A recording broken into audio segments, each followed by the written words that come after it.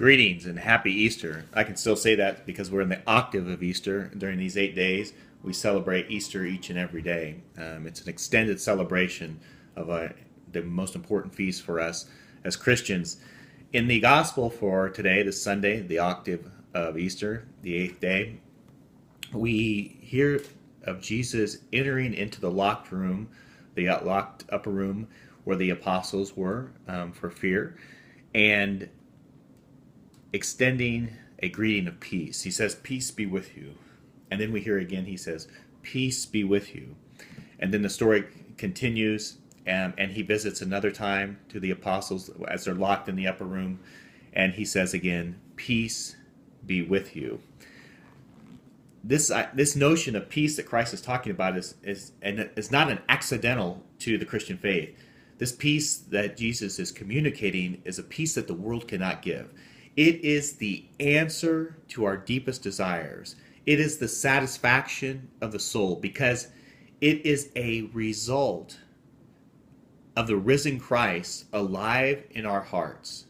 And so we're able to carry this peace within ourselves at all times, no matter what kind of difficulty or challenge that we find ourselves in. That's why St. Paul says, "Nothing can separate me from the love of Christ," because the love of Christ that is given to him is rooted in the risen Lord who dwells within us and who is present and whose peace is with us in whatever trial or challenge or even sin that we may find ourselves in.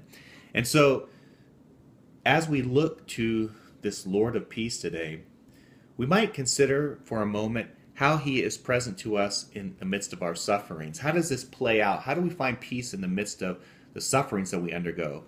Well, today Pope John Paul II is canonized a saint, and he had an incredible message on suffering. His message was basically, as he visited the ill, the sick, and for his own self, the great amount that he suffered, was to embrace that suffering and offer it to God. That suffering has value for the church and the world and for the growth of the church, because being united with Christ, it becomes a medium of salvation for the many, and that's how, and a way in which Christ redeems the world here and now. And so he says, "Don't waste your sufferings." He said that to many people, and so that's a great message of mercy and a great way to find peace. That recognizing our suffering is not meaningless, but if accepted and offered back to the Lord, becomes a source of grace for many and a source of peace to ourselves. The peace of the Lord be with you always.